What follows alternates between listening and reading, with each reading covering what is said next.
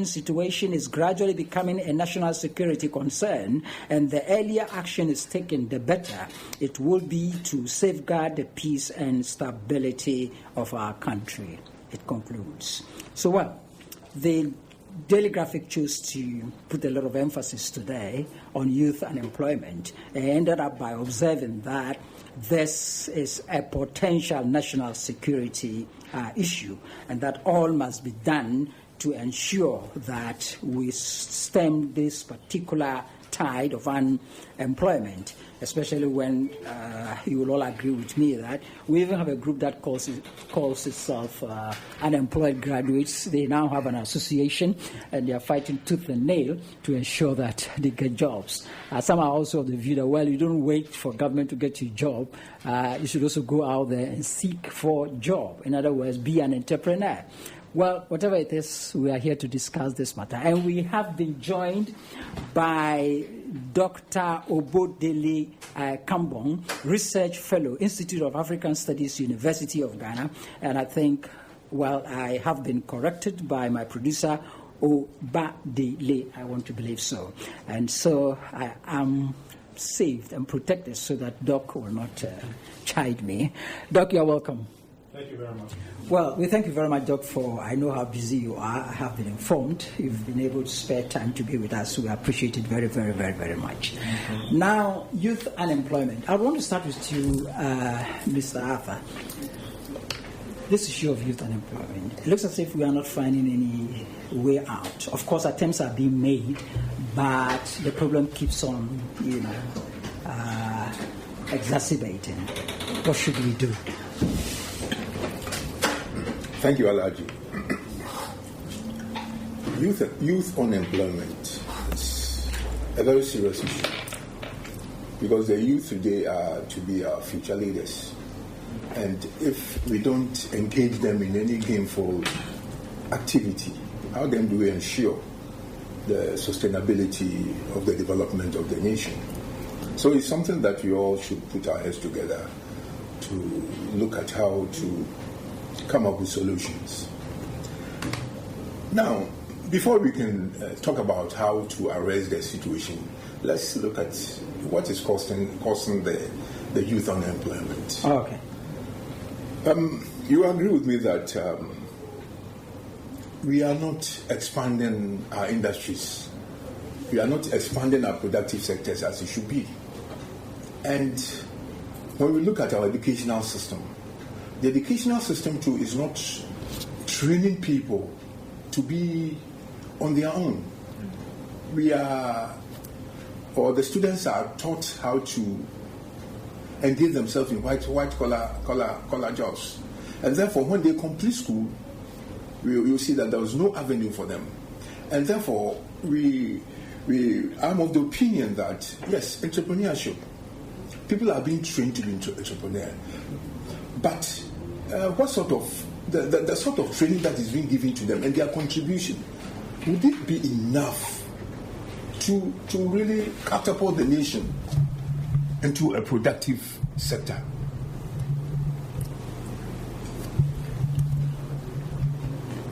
Because it's like what is happening is like a drop in the ocean.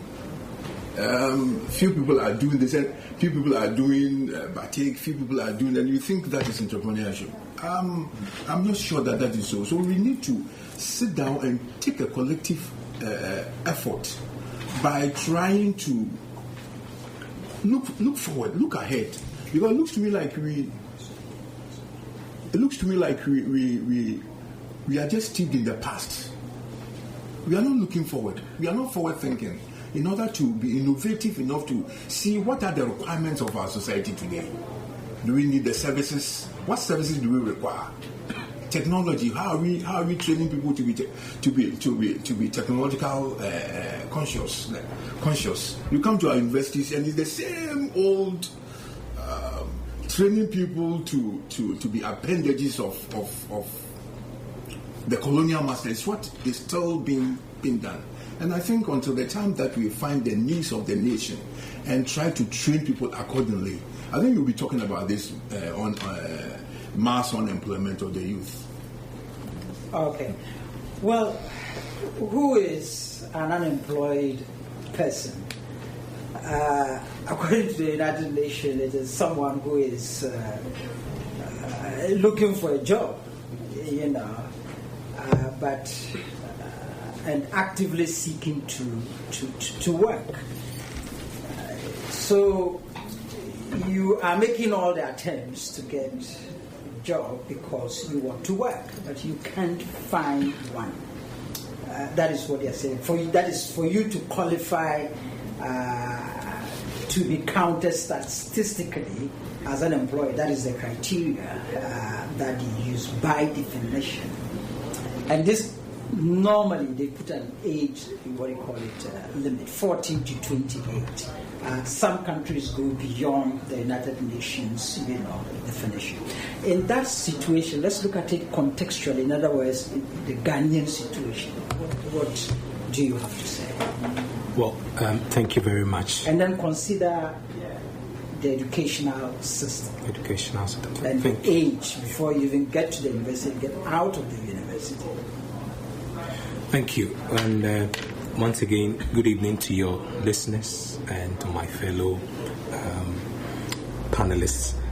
Now, I think that if you ask me, the most prevalent form of unemployment in our country today, among the youth especially, is what is referred to as structural unemployment. You see, there are times when there are changes in demand over time, not just of sectors or the people in the country, but worldwide. And the demands for those industries also come to play in how we should inform, generate, and train our human resource to provide those services. Now, we have not, as a matter of urgency, made the effort to consciously see the need to train our people in this regard, because now we have moved from what we call a post-manufacturing world to the service economy now. The world is in what we call a service economy, and we have not trained people enough to be in the service economy. Now, I think that most of the time, as my good panelist was saying, you see, we are still stuck in the past of this grammar education where you just go to school, so it's just a process that you have to go through, and then something that actually fits you into the world as of now. Because we have a globalized world, and with time keeps on changing rapidly, and we need to make sure that we factor in these changes into training our professionals. Now, if you look at the situation where you have all these people coming out of all these universities, if I may, all these polytechnics and universities, at least 50,000 every academic year. And if you have a situation where the economy of the country is not structured enough to absorb all these people. We are looking at this World Bank thing that is saying 300,000. 300,000. And how many is the private sector going to take? How many will the public sector take? But you see, the fact is that we have still not moved from the post-manufacturing stage into the service industry. And in the service industry, you need just more than grammar education. You also need entrepreneurial ability. I think that, you see, and the other side of it is that all that we do is practically playing politics with it, because this government comes and says, oh, I have this policy for the youth. We need to, as a matter of urgency, bipartisanly address the issue, because looking at youth unemployment for any nation is serious. If you do not do that, then we have a situation where you have idle hands for people to easily recruit into some of these radical elements of society. I think Right. Of course, Dr. Obodile, we brought you here for a different matter, but I cannot allow this to go without having your comment as a research fellow, and let me, correct me if I'm wrong, a globalist. I would say a global African. A global African, yes. You might have traveled widely. How do you look at this? Okay, thank you for the opportunity to weigh in, and also thanks to my co-panelists. I'll say this. I was born and raised in the United States, and I came to Ghana, University of Ghana, to do my PhD. And I was able to pay for my PhD by being unemployed. What do I mean? I mean that I was an entrepreneur. So I have a website. A lot of things that sometimes we don't think are valuable, other people in the world found them to be quite valuable. So I was able to pay my way through school by teaching Twi, Yoruba, and Wolof, the major language of Senegal, online. So the site has had over 1.4 million users. And a lot of the students were people who their children are Ghanaian, both Ghanaian parents or both Nigerian parents, but they were born in the UK, they were born in the US, and because they didn't grow up learning the language, it's something that's very important to them and valuable to them. So here we would just say, oh, it's an African language, but there it's something that's highly, valued. So each student pays $195 because here at the University of Ghana, now as an employee here, I know that they pay us in Ghana cedis, right. But as a student, you have to pay in dollars. Right. So at first they thought I was a Ghanaian. They said 500 Ghana cedis. Then they saw my passport. They said $4,000. Right. So then I came to, where am I going to get this from? Well, luckily, or not luckily, I was able to have lots of different skills, including language skills, including building websites, including, doing all these types of things. So because of the skills that I had, I was able to pay my way through school. Now, my daughter is 8 years old. She is the webmaster of her own website, amakambon.com, where she teaches food preparation. We just did a video up at Ebri where she taught over 20 youth her age and younger how to prepare food, because she said she wants to be a chef. So it's a skill that she's learning. We have someone who works at African Studies, Jemima. She works in the front, Auntie Jemima. And she decided to just teach my daughter. We homeschool her, so she gets all types of experiences and skills.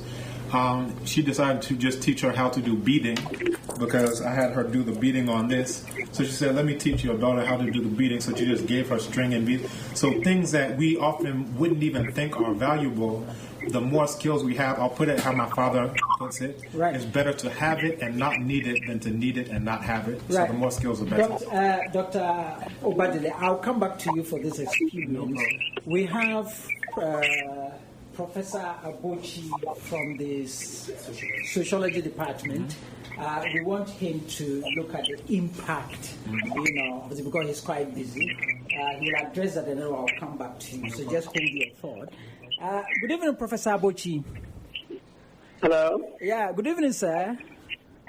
Good evening. Right, thank you very much, Professor Abochi, for accepting to talk to us on Radio Univers. We are looking at youth unemployment, and so as a sociologist, would want you to weigh into this particular debate and possibly stretch it to the effects or impact of this to the society, in other words, Ghana. The immediate reaction to the issue of unemployment is that it invariably leads to economic criminality.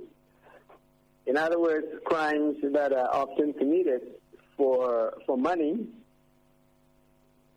And it takes place not only in the urban communities, but wherever people live and they don't have access to jobs, they will be prone to commit a variety of crimes, because without crimes, they cannot survive. So we can think about crimes like armed robbery and stealing, smuggling, even drugs, including even the temptation by some people to get into types of crimes which might be regarded as white-collar crimes. So basically, it is a critical issue for governments to have as a priority job creation. And job creation does not refer to the availability of jobs which do not pay very well or are not long enduring, but jobs which are respectable and pay very meaningful salaries. Part of the problem for governments who are unable to create jobs is that they have a lot of criminal-minded people in the street who are causing a number of problems for well-meaning and law-abiding people. Most of the crimes that we often hear about committed, which are of violent nature, are products or functions of unemployment. I can make reference to the crimes committed in various countries. For example, what we have heard about in France, we heard about in Britain, and we hear about in America. All of these crimes have been committed because people have been radicalized as a result of having no jobs to do. If you read the literature on Boko Haram, you find that they are targeting unemployed youth. Because they don't have anything to do, they are very easily prone to being recruited into the movement to cause terror. So basically, unemployment is an issue that should be targeted critically by governments which are oriented towards bringing peace and order in their societies.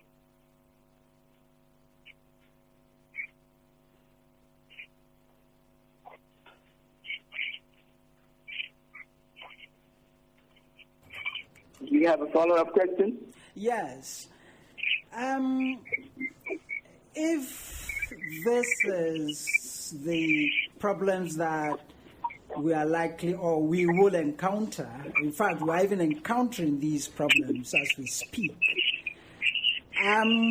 As a sociologist, can you help us appreciate why the nation finds itself in this particular, situation? What can be thought about immediately is the fact that the absence of education or the inaccessibility of education to a large majority of people, because those who get jobs are usually those with skills that they can sell. So they're highly educated. The government's responsibility in social crime prevention is to create jobs. And as I emphasize, these jobs must be meaningful, well-paid, and long-enduring jobs, which has, like good incomes, and the good incomes makes it possible for people to live a meaningful life. So basically, the responsibility lies at the door of the government to make it possible not only for itself as a government to create jobs, but to even make it possible for private investors to help in the creation of jobs. Okay. Can we unpack this word called education? Because there is a school of thought that thinks that our educational system does not help in building skills. So there is a mislink somehow in terms of our model or type of education and then the development or acquisition of skills. If you agree to this school of thought or you vary from this particular, angle of thinking, what type of education do you think that is most appropriate to be able to fill this gap? Well, every society needs all kinds of people. Okay. We do not need only artisans. We do not need only mechanics, carpenters, and plumbers. Okay. We need all kinds of people which make life in society very meaningful. So education should be quite well spread. Okay. You find that if you came to the university, you have a degree in probably sociology, or you have a degree in economics. The training that you're given is not to function only as a sociologist or an economist. The training makes it possible for you to be able to function in any kind of an assignment because you have a good training and you're able to use your accumulated knowledge to apply yourself meaningfully and successfully to doing any kind of an assignment. But that being as it is, we need as a nation to concentrate on the specific areas where we find that the need is mostly felt. In other words, we should be focusing in the middle level area, particularly technical jobs, training people of the middle level in a variety of skills, which are usually provided by the polytechnics.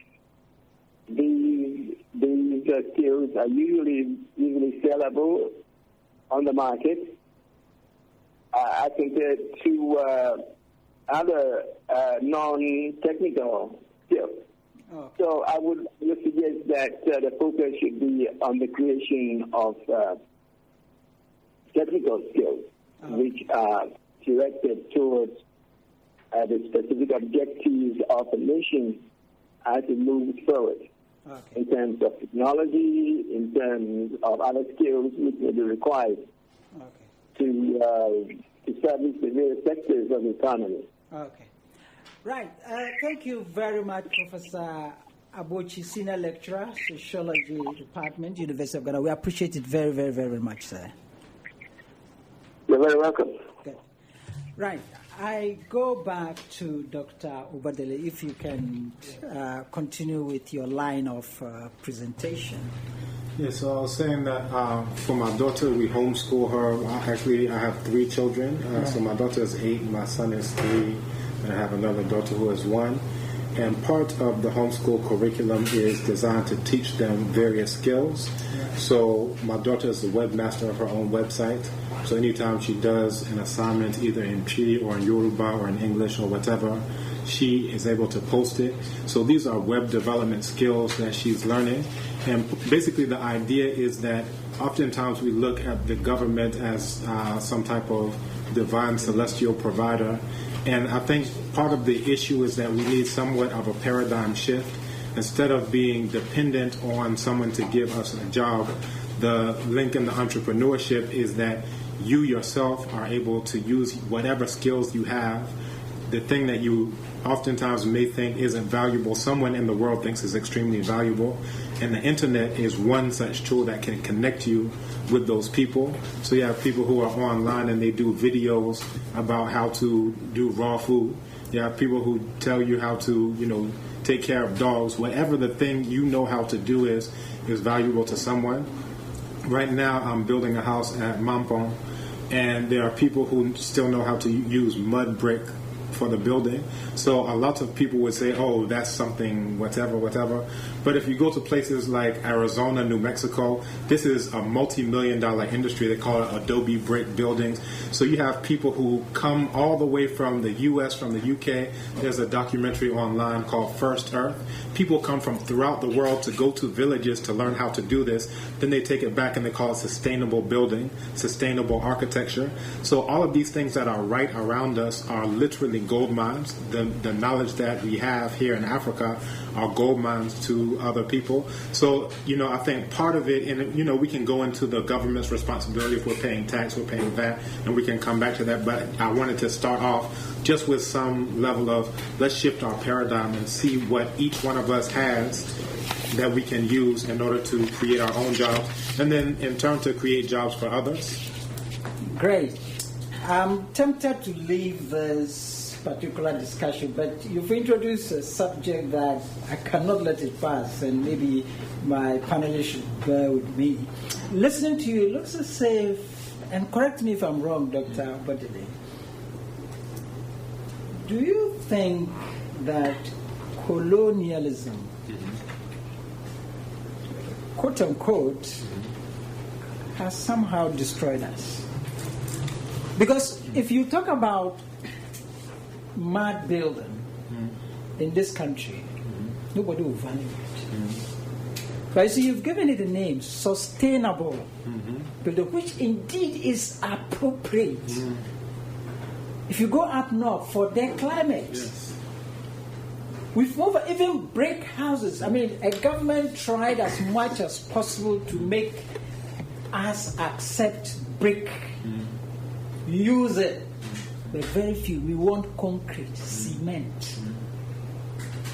They started it at Dansuma. I think the former President Kufuor actually had a brick factory. You know, there were also problems with it. Do you think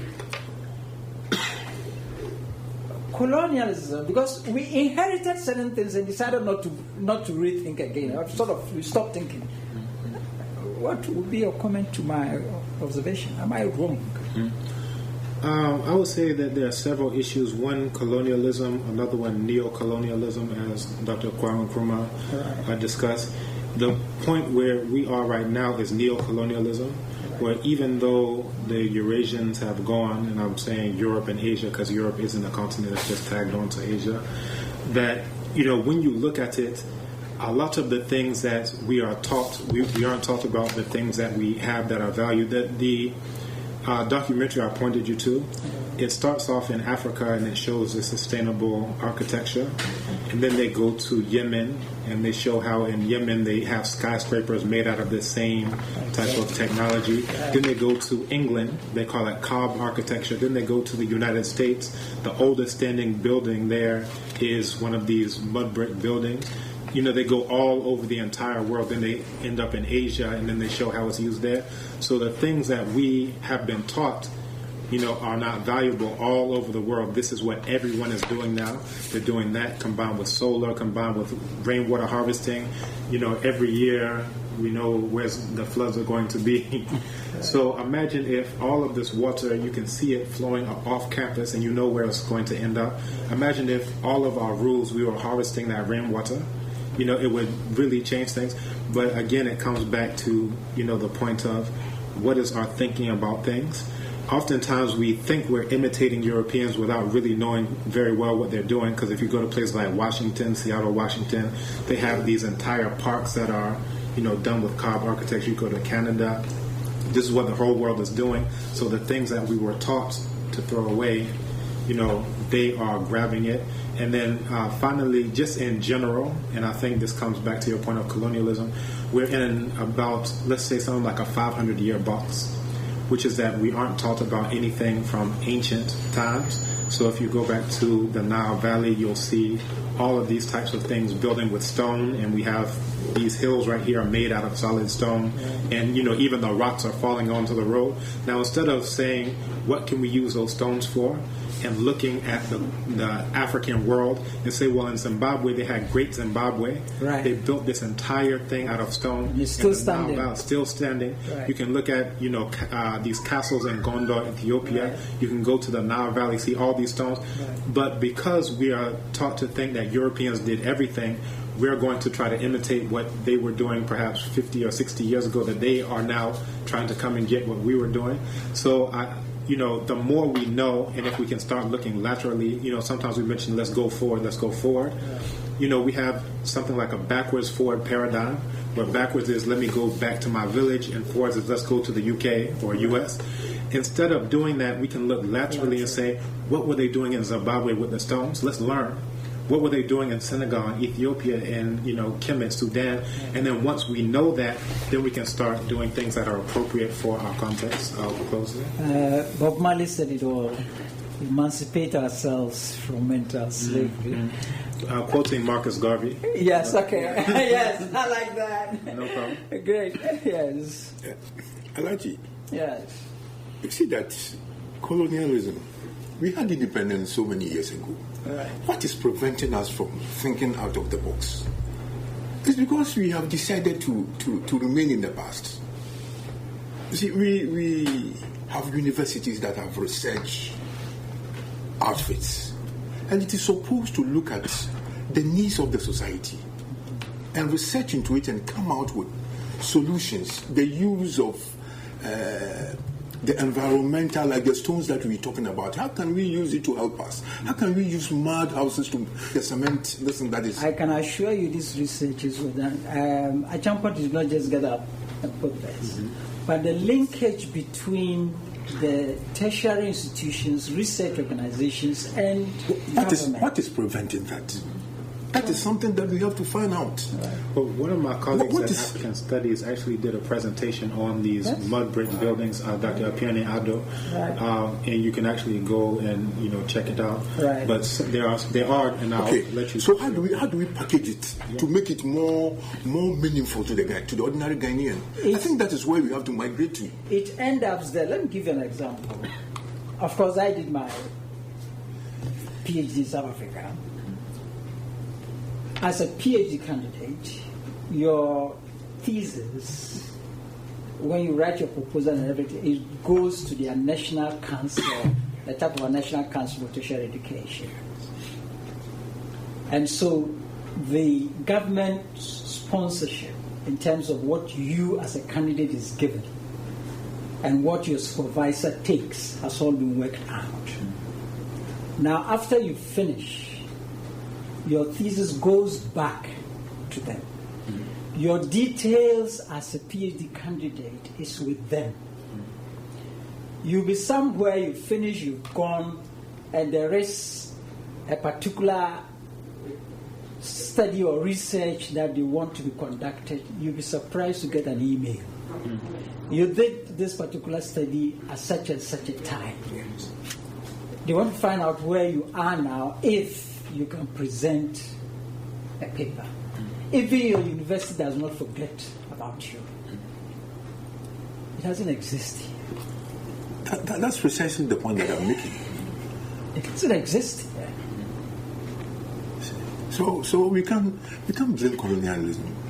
All the time we talk about, yes, emancipate your mind from mental slavery, but how do we do it? When we are still steep in the past and thinking that the past successes will help us to move forward. But what has brought us here can never take us to anywhere. Okay. I know if I've been you talk like so you hold your power. We'll move on to another very important subject. The General Superintendent of the Assemblies of God, Ghana, Reverend Paul Yao Frimpong Manso, has called for the reintroduction and effective implementation of days of rest, popularly known as holidays, Nanaboni, in Ghana. On such days, farming and fishing activities are not permitted. This allows the land and river bodies to rest in order to restore fertility. He further called for the revisit and reintroduction of other African traditional values to help the citizenry build a better and more resilient community and country. We're virtually going back to the same topic. He made a call at this year's edition of the annual Kuntum Public Lecture organized by the Esikado Traditional Council at Takrady Polytechnic. The lecturer was on the theme, Our Environment, Our Life, African Traditions and the Preservation of Our Ecology. Many communities in the country have particular days or periods during which natives are prohibited from engaging in certain activities. Among the people in the coastal communities, fishermen by tradition do not go fishing on Tuesdays. In many farming communities, specific days are set aside for farmers to rest. And it is an offense and a taboo to be seen going to farm on those days. Among accounts, there are specific days such as Akwesidai, Fufie, Mememda Dapa, and Awokudai, on which days people are specifically prohibited from doing any kind of work. These are traditional holy days referred to as Anabone. Important traditional practices. Reverend Dr. Frimpong Manso said, in times past, many traditional environmental conservation practices were used in protecting the environment. Citing an example, he said, taboos help to preserve economic trees such as odum and the African mahoganies. Now the herbalists are destroying them.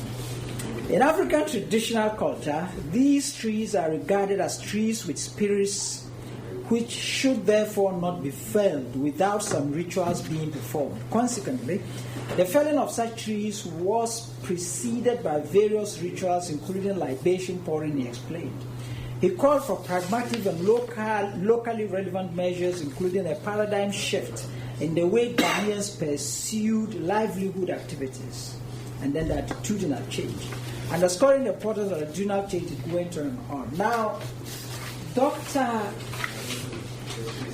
Belabde will help us appreciate,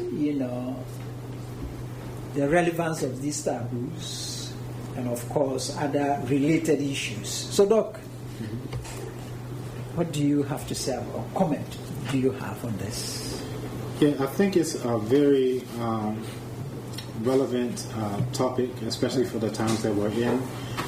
Recently, actually, one of my students alerted me to this. There is a documentary called The Man Who Stopped the Desert, and it's about a man named Yakuba Sawadogo, who's a farmer in Burkina. Yeah. So they have all of these issues dealing with climate change and things of this nature.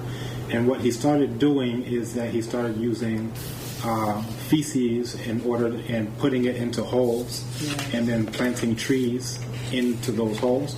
Now, it was something that was said to be, this ancient, outdated practice. Why are you doing this? And everyone said he was crazy when he was doing it.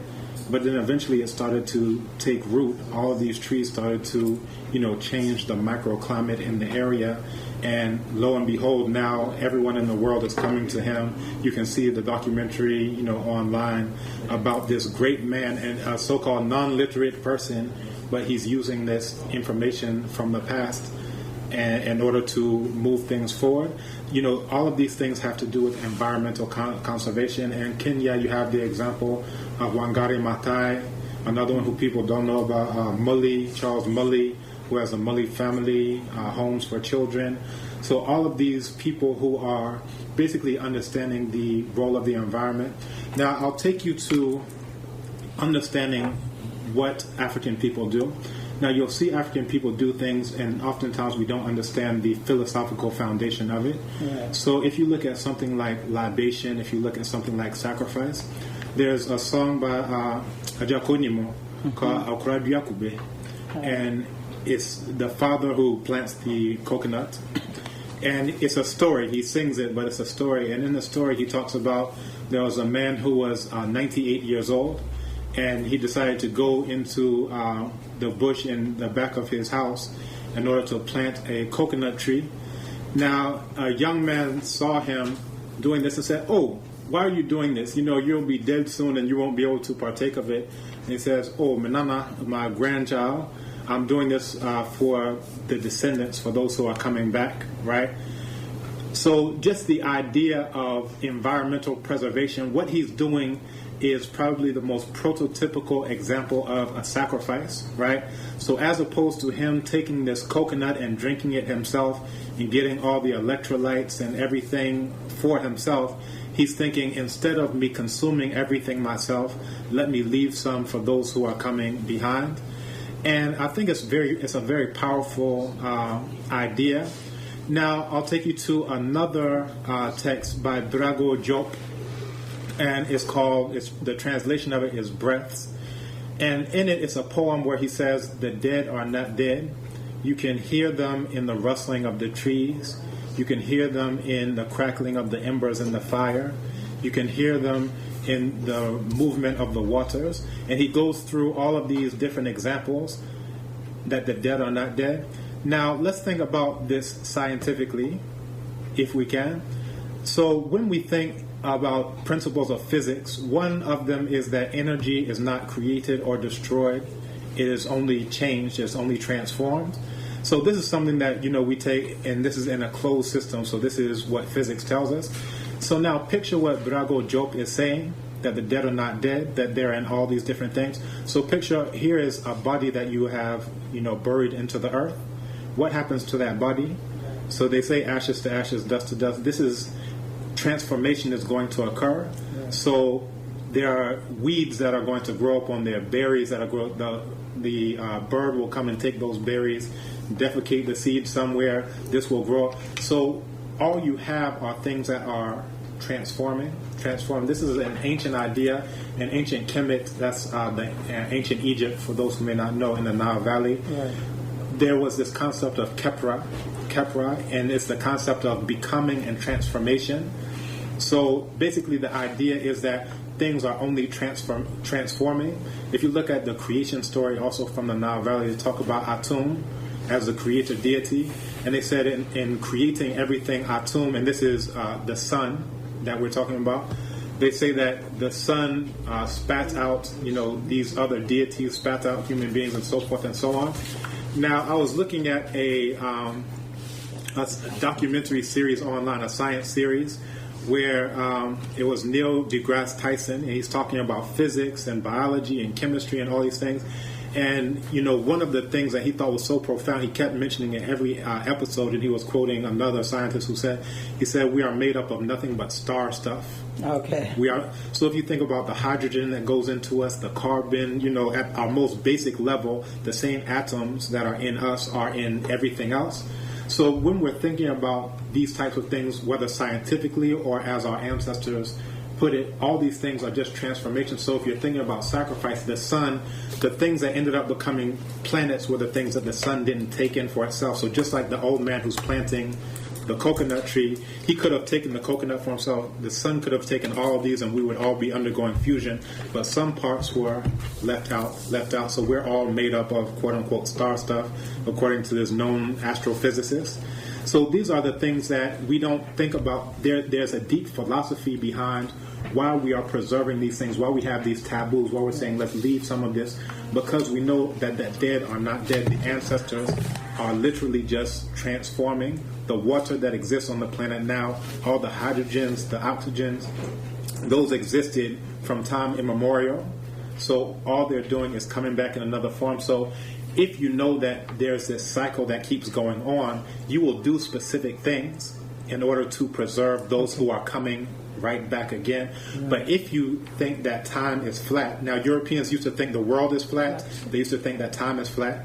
If you go back to West Nefer in ancient Kemet, the diagram of what the world was is a circle, right? If you go throughout to Congo, they have what's called Dikenga. The idea is that time is a circle, and the planet is also a circle. So these are the ideas that if we actually want to understand, if we just say taboo, people say, oh, it's scary.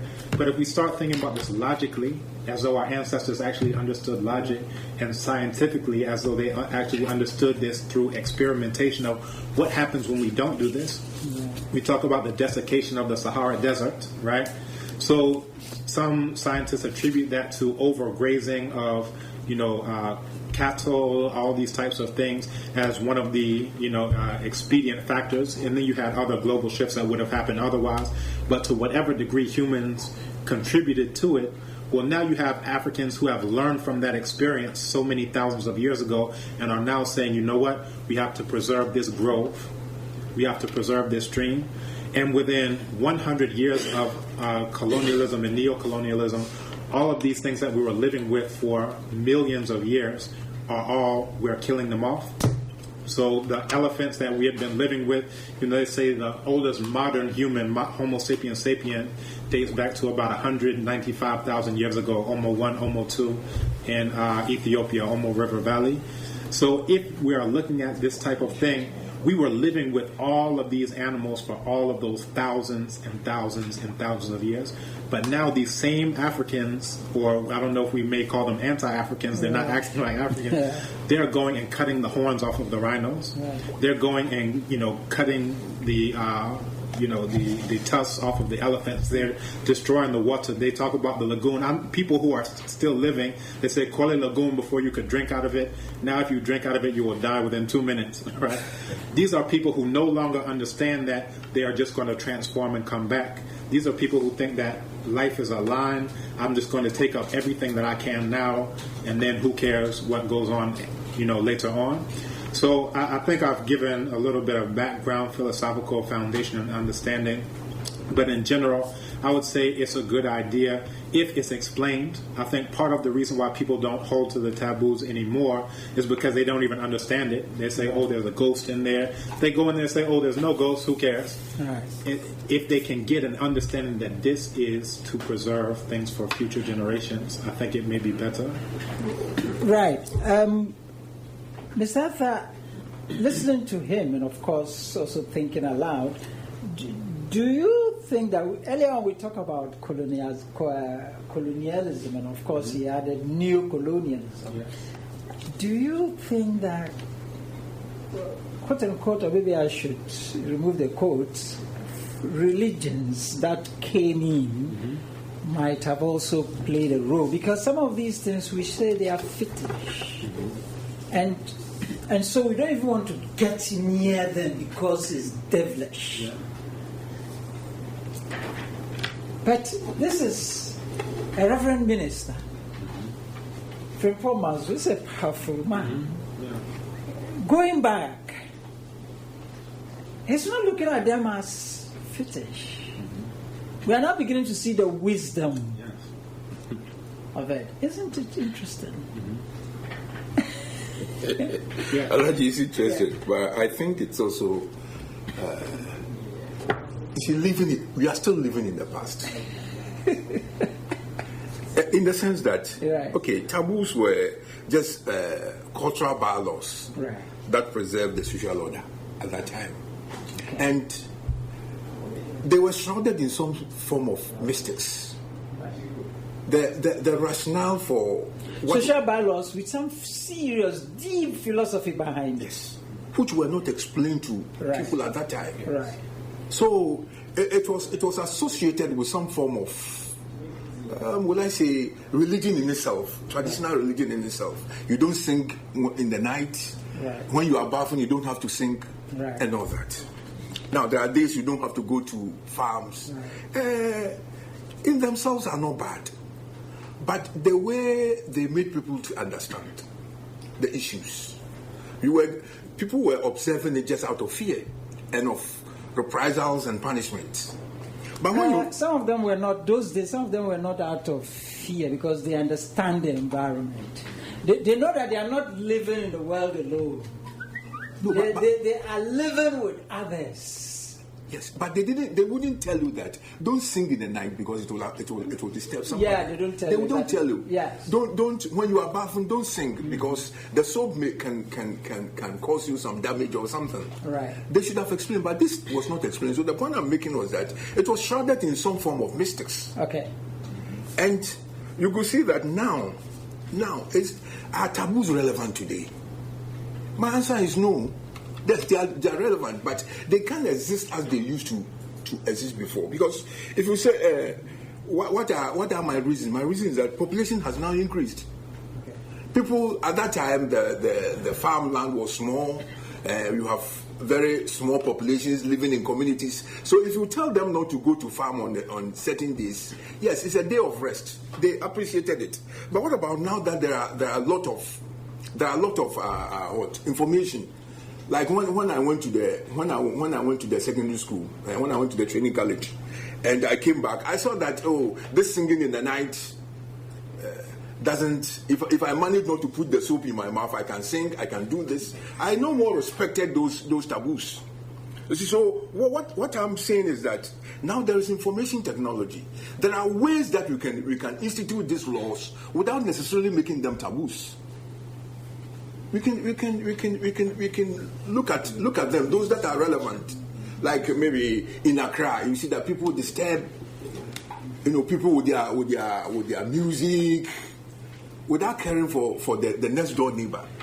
Maybe some amount of law can be passed to prohibit that, to regulate society. But that does not necessarily mean that we go back to the taboos and shrouded them in mysteries that if you do this, this is going to be this, or we are doing this to pacify these gods and all that. That's where, because in my hometown, for instance, they don't go to farm on Wednesday. Right. And that stems from the fact that the god of the town does not want people to go to the farm. Right. And if if I'm a Christian and I'm told not to worship any other God apart from the God of Jesus, I don't see why I should obey that rule. Okay. So if you make a rule that is neutral of all maybe religion, and it's telling us not to do something for our own good, then rationally everybody will follow. Some argue that in certain situations the spirits don't want to fight with us, and so if we insist that this is what we want to do, they move away and leave us in our wahala.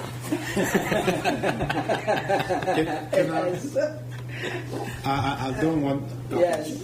Now it's very interesting that we mentioned shrouding things, because if you actually look at, for example, the story, the Holy Trinity. Right. Now, when people think of the Holy Trinity, they may start thinking of Christianity, but they have to go to the original Holy Trinity. That again in the Nile Valley, you can read about these types of things. I actually got a chance to go to Kemet, recently, but I've studied it for much longer. Now, on December 22nd, here we're talking about the winter solstice. Right. The sun gets to its lowest point observably in the sky, right? So either if you're in the northern hemisphere, this is what you'll see. Now, when the sun gets to its lowest point, it stays at its lowest point perceptibly for 3 days. So metaphorically, it's like it's dead for 3 days. And then on December 25th, it rises perceptibly 1 degree.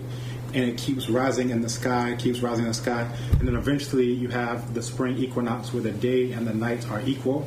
And then the sun, the hours of the day overtake the hours of the night. Now, this was told in a story about Asar and Aset, and then their child Heru, and the battle that he had against Set, right? But if you look at Asar, that was the father who was dead and resurrected, cut up into 14 parts. They brought the parts together, and the wife, Aset, was able to get all of the parts except for the phallus. I hope everyone understands phallus, the male member, because that one was thrown into the Nile and it was swallowed up by a catfish.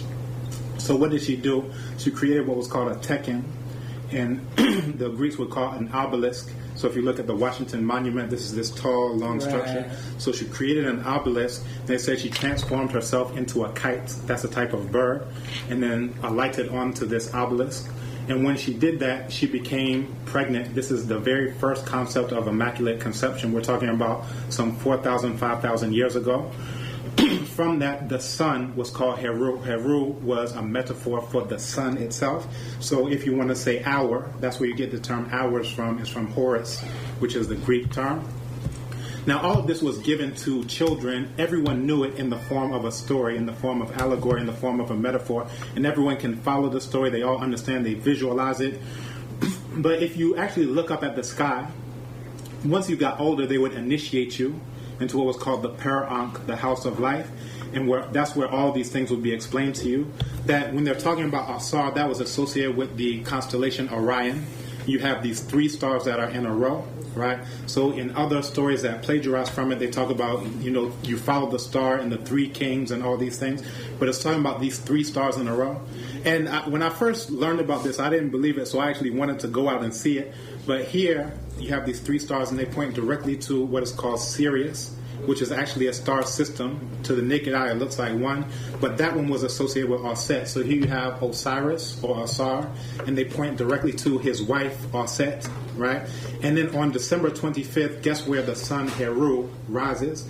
Exactly where this line points to in the southeast. Okay. So they used to orient, there's a study of what's called archaeoastronomy, because in ancient Kemet they would align all of these temples. So if it's a temple to Aset or Sobdet, which was also a deity that was associated with that star, they would align the temple exactly to that one. If it's a solar temple, like one to Heru or Heru Bet-Det, then they would align it in such a point that on specific day of the year, that the sun goes directly into the carving, the stone carving of where that is. So if you go to Abu Simbel, they call it hierophany in archaeoastronomy.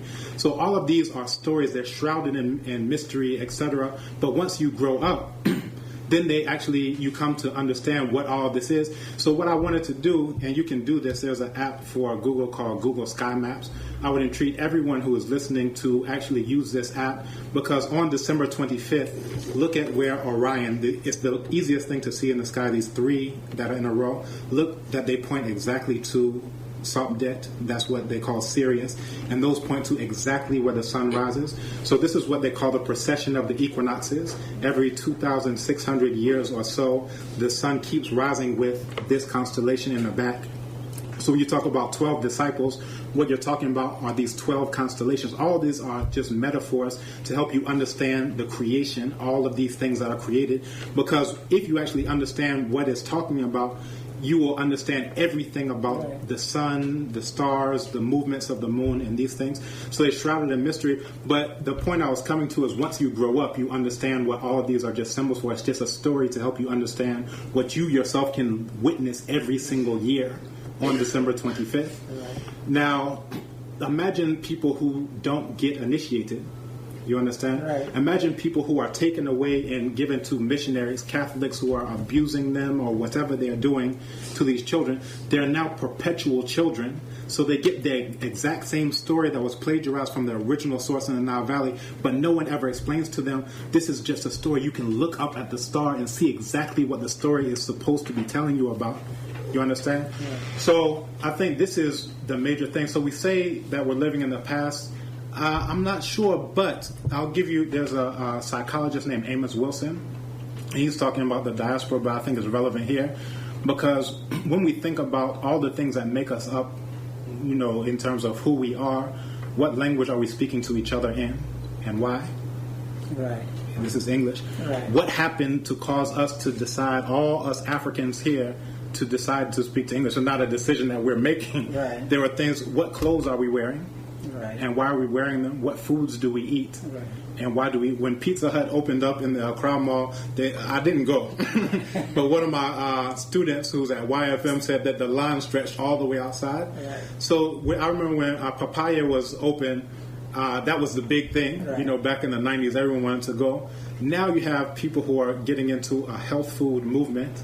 Right, so they had ACOF, other things that are talking about this, because all those people who are eating all of those fast foods at that time, they're now starting to have, you know, high blood pressure, they're starting to have diabetes, they're starting to reap the rewards of all of these things. This idea of do unto others, you can find that in the oldest book in the history of all human beings called The Instructions of Ptahhotep. Right? Okay. So I think I've gone into a lot of different things, but I hope all of these things, when we talk about things shrouded in mystery and things of that, I don't want to take away from anything my panelists, because I think they are good points ultimately. But at the same time, I think we also need to put these things in context, because we do a lot of things that we don't understand and we just pray and do things, but no one ever actually explains it to us. But in a traditional African society, you would have gotten to an age where they say, oh, remember that story you've been saying? Remember those songs you've been singing since childhood? This is what they mean. But if someone comes in and cuts off that transmission of knowledge, now everyone is basically a virtual child. They're perpetually in childhood because they never understand the things that elders are supposed to understand. Right. Well, and that is human evolution, isn't it? Precisely. It starts from somewhere. So mysticism is part of the process. And so you cannot just decide that, well, this doesn't exist.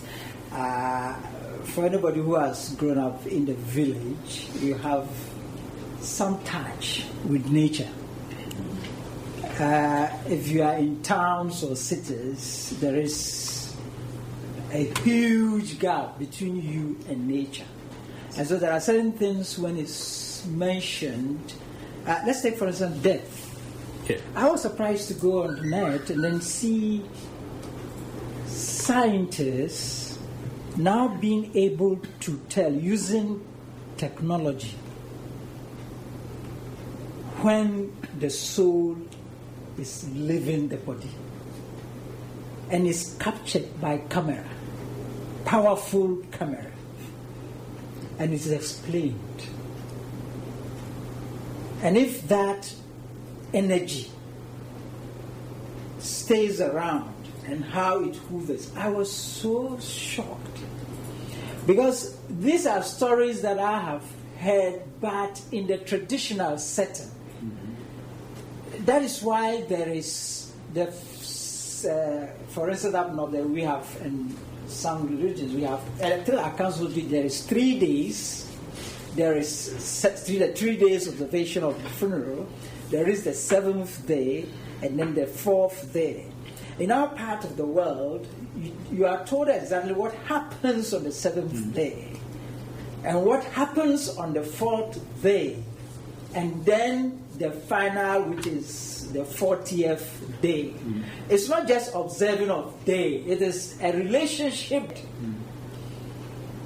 You know, so if you are told, oh, the day it is the person is gone, but it's gone, it's not gone because you still have some days that traditionally they believe that the soul, whatever it is, comes back. But you take it as mystery, superstition. And now I'm beginning to see signs visiting, haunted houses and using gadgets to even talk to them. It's on the net. They communicate with them. How are you sure, Alaji, that they are? No, there's a whole write-up. There are all sorts of. The mere fact that they are. Yes. How do you empirically verify what you say? Oh no! When they do it, for instance, I have watched about 5 of them. They have that equipment, and the equipments vary. And then they'll say, fine, if indeed you are in this vicinity, let us know by touching an object in that particular house. And I'm telling you, within a second, that object falls.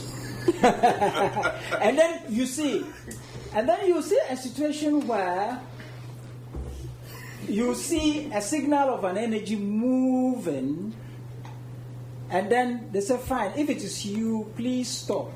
And then you can see that energy stationary. But it could be a lie, it could be whatever. But these are technological gadgets.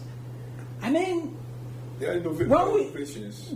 Fine. Because now you can gradually, science is getting into certain realms that it used not to.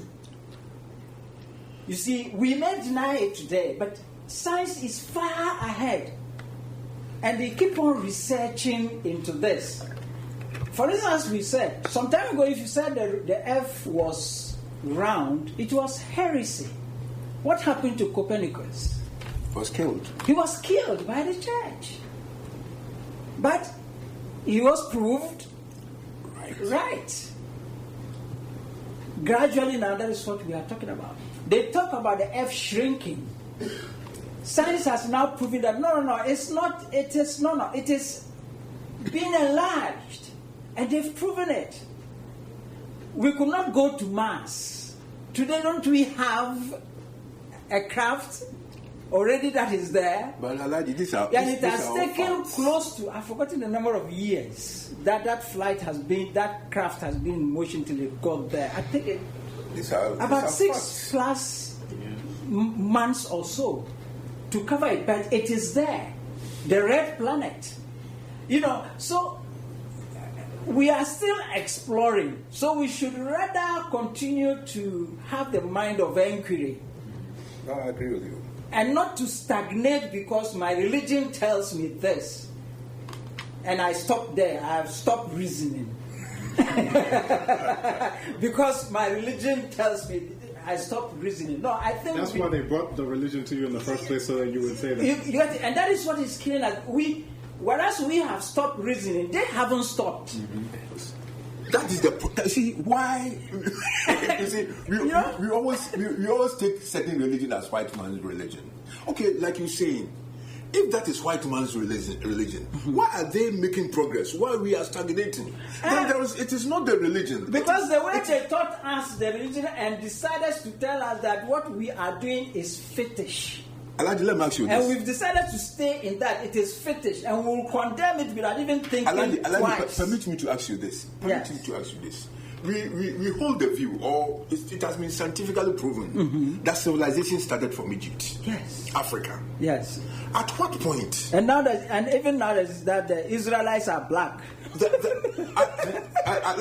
me look at ancient Egypt. They actually said that they came from further into the south. At what point did Africa lose it for the white to take over? Oh, seriously, if you read the history, look, this was worked out gradually.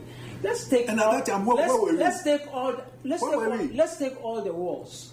When they take, for instance, Spain. Talk about Cordova. How did Europe become Europe? Did they just start just like that? I mean, the Moors in Spain, Cordova, even before then, there was Socrates and the rest of them in Greece, and then the arrival of the Islamic conquerors, and then the Mughals. Yes. I mean, everything that they did was translated by the Arabs. So French literature actually developed in Cordova. French literature. The numerical mathematics was translated into Arabic. When did we lose it? Algebra. When after they have learned, and that is how nations transform. You have a civilization. Today, America is on top. America is not going to be on top till their kingdom come. America as an empire, all empire have had their tenure. From Babylon to whatever. America's time will be over. So my problem is... And then there will be another generation, another empire, and then as they come, they try to wipe out. Now Spain is going back to their old good those days of Cordova. They are going back. If you go to Malta and you see what the sort of poetry, how poetry developed there, and how people had to move from France to go and learn from the feet of Arabs and get back and also put it in their language. English has borrowed so many words. Agreed. Why? Because they are thinking forward. They are thinking forward to expand. Yes. We are stagnating. They told us to stop there. Who told you? No, if I may, you see, I think that this argument of colonialism, yes, it's a double-edged sword. It was good, it was bad. But you see, after colonialism, what did we do with what we had? You see, because we all, I always like to look at the example of the Japanese. I don't know, maybe because I had the experience of being there. But you see, fine, they still managed to advance technologically, economically, and what have you. But they still maintain the traditional Japanese culture. And you their see, language. Shinto. They still do the Shinto traditional religion. The president will go there. And my point is, as much as we blame colonialists and what have you and what they did to us, fine, the time has come and gone. 1957 is a long time ago. After 1957, what did we do to suit our context? Let's break away from the past. Precisely, because we really cannot keep on going the way of the West. Exactly. Just look at the case of the Chinese. They have realized that, we have fought and struggled and we have tried to pull ourselves away from the domination of foreigners. Now, let's do things to suit our context. Okay? Now, this issue of doing things to suit our context is very important because, I don't know, for our case, we seem to virtually invite everything on ourselves and we swallow everything hook, line, and sinker, whether it is economically, politically, or what have you. But as much as possible, let us look at every point in time what suits us so that we use it to help our context instead of bringing down everything just like that. Swallowing everything. That's the point precisely I'm making. If I can come in, there's a book called The Destruction of Black Civilization by Chancellor Williams, where he actually goes into systematically what happened. So the Greeks first came to Africa to learn. and then those ended up being the ones who caused the end of African civilization in the Nile Valley. And took us as slaves. Right. So now let's come to Plato. Everyone has heard of Plato, I think. Yeah. So this is Plato from the Laws. Anyone can read this online, and if you read Greek, you can actually read the original Greek. But he says, one ought to declare then that the freeborn children should learn, and he's talking about Greeks, should learn as much of these subjects as the innumerable crowd of children in Egypt learn along with their letters. And he says, my dear Clinias, when I was told quite lately of our condition, talking about Greeks, in regard to this matter, I was utterly astounded myself. It seemed to me to be the condition of guzzling swine rather than of human beings, and I was ashamed not only of myself but of all the Greek world. So we hear about Plato, but I don't know how many of us have ever heard of Ptahhotep or have read anything by Ptahhotep. What just transpired in the studio is an example of what happened to us. So everyone knows Copernicus. Does everyone here know Copernicus? Yes? Yeah. Everyone knows Copernicus. Right. How many of us know Weresh Nefer? This is the example of what happened to us. So if you look at the sarcophagus of Weresh Nefer, you can see this carved into stone, and I actually pulled it up right here so you can see it. This is an image of the entire cosmos. If you do a Google search right now on your phone or whatever, it says sarcophagus of Weresh Nefer, and it shows their understanding of the world as being circular. So at the time that Europeans are saying that the world is flat, and they're pretending like everyone in the world thought that the world was flat, here you have 350 BCE, an African sarcophagus showing that the world is round. We've never heard of Weresh Nefer, but all of us have heard of Copernicus. This is what happened to us. This is the example of what happened to us. So Copernicus is over 1,800 years after this, and this wasn't the first one. If you go to Dendera, you have an idea that as above, so below. So they also showed the cosmos as this same circle. But when did we learn this in Kresh? Did we learn about Weresh Nefer in Kresh? No way. Did we learn about this in primary? Did we learn it in JHS? We don't even have an university organized crash. Even if I want to say in the university, let's teach Medu Necha so we can just read what this is. You understand? We can see the picture and say, oh, it's pretty, it's a circle. But what, can we read this? How many of us on campus can read this? If we want an example of what happened to us, this is an example that shows we know everything about Eurasians. But if I can list off 100 Africans, and I don't know if we will know more than one. You understand? If I say Amenemok, we won't know. If I say Ames, of the noted mathematical papyrus, if I start talking about the Limbombo bone, which was the first mathematical instrument in the entire planet Earth, 37,000 years ago, that showed prime numbers, multiplication, division, all these things. We don't know a single thing about these, but we can start talking about Copernicus at length. Even when we talk about Plato, we don't talk about, well, what did Plato say about Greek in relation to where they came to study? So we don't know anything about ourselves. So this is what happened at the time where we knew. Why don't we know anything about ourselves when we were doing the good things? Mm-hmm. Why couldn't we have known that there are competitors? Mm-hmm. There are people. We are not the only people in the world. Mm-hmm. There are people who want to overtake us, and also the question is, why don't we know that now? Because we learned that before. But if your history doesn't stretch beyond 400 years, you can't see patterns. So at that point in time, let's say at the fall of Kemet, you're talking about 323 BC, so around that point in time. So at the time that we were teaching the Greeks, we may not have known that, okay, these Eurasians are coming in order to kill us. We're teaching them, we don't know. So the first time, there's a proverb in Twi that says, so it's saying the ahoma, the rope that you put around. So the first time you can forgive them, okay, you didn't know that this was going to happen. Maybe you're not magical. But after the second time, you say, okay, well, maybe we'll say, excuse me, you are not the wisest person. So at that point in time, we know that these people who we came to teach and we welcomed in, they ended up coming back as conquerors. We didn't know that the first time, okay? But what about right now in Ghana? Right now. This is this is what I'm talking about. Right. If you don't know any history, if you know Copernicus and you don't know Weresh Nefer, how can you discern patterns? Right. And this is where we are now. Okay. And this is why we think everything African, the very little bit that we know, which is minuscule, we can't see any value in it because we don't understand anything about what it is to be African. If I start talking about Kagimni, how many of us know who Kagimni is? Right. You understand? Yeah. If I start talking about Nefertiti, how many of us know who Nefertiti is?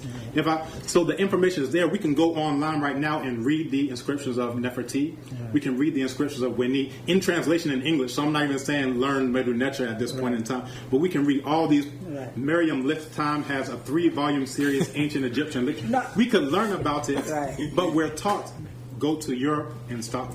Right. And interestingly, I think that is a very good point at which we can leave this particular subject. That is, what do we do now after this realization? We can be Muslims, we can be Christians, we can be Hindus, but let's not forget that we have roots. And let's not throw our roots away. Let's go back and begin to pick what we have left. Sankofa. It's not a bad thing. It's a good thing. Let's go back and pick it. I think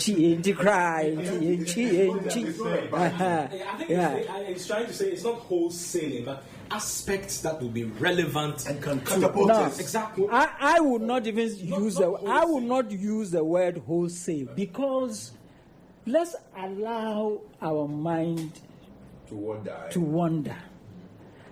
Let's not just conclude at this early stage, whilst you haven't even investigated. Let's investigate and let's take time before we come to these conclusions. If not, we'll end up just destroying everything, which is not the best. But let's look at the relevance to tomorrow's development. Precisely. That is the most important thing. Precisely. Right. Because you see, history gives us only understanding of the past. Okay. It cannot move us forward. For instance, if there are indeed witches and wizards, we want to go to space. Put in your order now. Put in your order now. Well, listeners, very interesting discussion here today. We thank my panelists for that wonderful work. We have a particular subject that has actually been... maybe I'll just go in for a very short musical break, and then I'll come back because Dr. Wodele talked about Konimo's Akradia Kubi. I just want to... Mitro kakamio, minro kakamio, kakamiampo kwa mwasi anansio. Adam sesre kusi anansimu nonfe, nansimu nonfe, nansimu nonfe, nansimu nonfe anansio. Okuya ae, anansimu nonfe anansio. Mitro kakamio, minro kakamio. Kakamiampo kwa mwasi anansio. Odom sesre kusi anansimu nonfe, nansimu nonfe, anansimu nonfe, anansimu nonfe anansio. Okuya ae, anansimu nonfe anansio.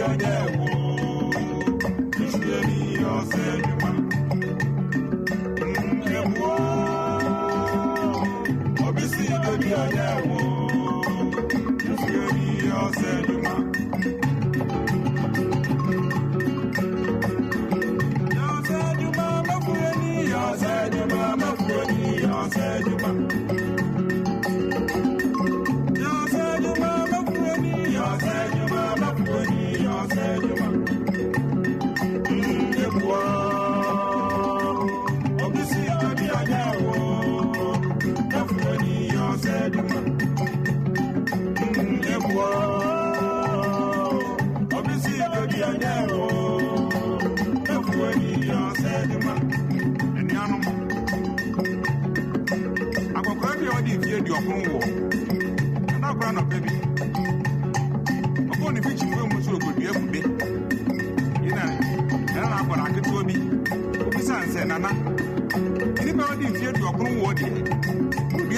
yede ade ento nye bewe asemenana wafra na ode nya gentirima nye magidiri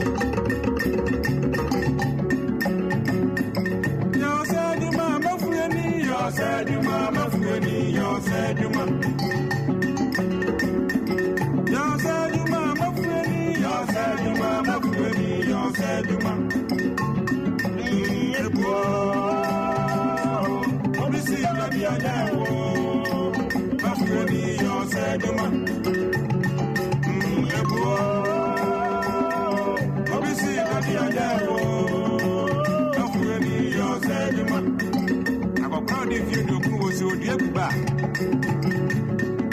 na me now for no Mranti, edi na musu mu ye ama mo mai. Me ye ho nya adwuma. O meni ye yi a ke nyina da. Yo se adwuma mafueni, yo se adwuma mafueni, yo se adwuma. Yo se adwuma mafueni, yo se adwuma mafueni, yo se adwuma. Ye bo. Obisi ya dia da o. Mafueni yo seduma yebo obisi yo dia jawo mafueni yo seduma yebo obisi yo dia jawo mafueni yo seduma yebo obisi yo dia jawo mafueni yo seduma. Well, an interesting discourse between the old man and the young boy. And of course, a message there for the youth. Let's try and work hard, for the betterment of the nation. On this note, I'll go back to Dr. Obadele, to give us a poem to this effect, and then we would continue. Yes, Doc. Right, so the original title of the poem was Sufrs, or Breaths. I'll read the translation so that I can do it justice. So this is called, they translate it into English as spirits. Okay? Again, spirit, you hear it in respiration, all these things. So it says, listen to things more often than beings. Hear the voice of fire. Hear the voice of water. Listen in the wind to the sighs of the bush. This is the ancestors' breathing. Those who are dead are not ever gone. They are in the darkness that grows lighter, and in the darkness that grows darker. The dead are not down in the earth. They are in the trembling of the trees, in the groaning of the woods, and the water that runs, and the water that sleeps. They are in the hut, they are in the crowd. The dead are not dead. Listen to things more often than beings. Hear the voice of fire, hear the voice of water. Listen in the wind to the bush that is sighing. This is the breathing of ancestors who have not gone away, who are not under earth, who are not really dead. Those who are dead are not ever gone. They are in the woman's breast, in the wailing of a child, and the burning of a log, in the moaning rock, in the weeping grasses, in the forest and the home. The dead are not dead. Listen more often to things than to beings. Hear the voice of fire. Hear the voice of water. Listen in the wind to the bush that is sobbing. This is the ancestors' breathing. Each day they renew ancient bonds that hold fast, binding our lots to their law, to the will of the spirit stronger than we, to the spell of our dead who are not really dead, whose covenant binds us to life, whose authority binds to their will, the will of the spirits that stir in the bed of the river, on the banks of the river, the breathing of spirits who moan in the rocks and weep in the grasses. Spirits inhabit the darkness that lightens, the darkness that darkens, the quivering tree, the murmuring wood, the water that runs and the water that sleeps. Spirits much stronger than we, the breathing of the dead who are not really dead, of the dead who are not really gone, of the dead now no more in the earth. Listen to things more often than beings. Hear the voice of fire. Hear the voice of water. Listen in the wind to the bush that is sobbing. This is the ancestors breathing. Brago Job. Well, anytime you hear Job, you know you are talking of Senegal, the Wolof. We thank you very much, Doc, for this wonderful poem. So the dead are not really dead. They breathe around us. Thank you once again. And I'll just add, please, since they are still living, let's go clear the graveyards. They are so bushy. That is no respect for the dead. Abusokan is virtually a forest. And almost all the graveyards, with the exception of the military cemetery, that you can say, oh, here we take care of it. The rest is an eyesore.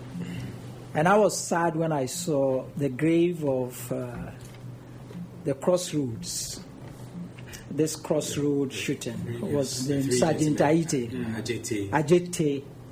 The graveyard, that grave was actually in a refuse dump.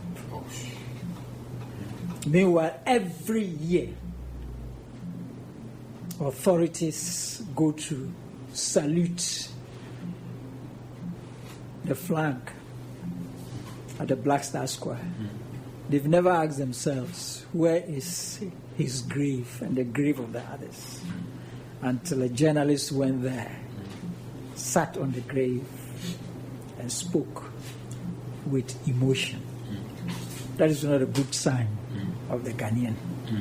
Well, I'll leave it at that.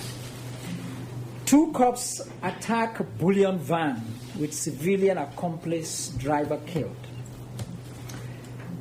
The 2 policemen and a civilian who were arrested on Tuesday for allegedly killing a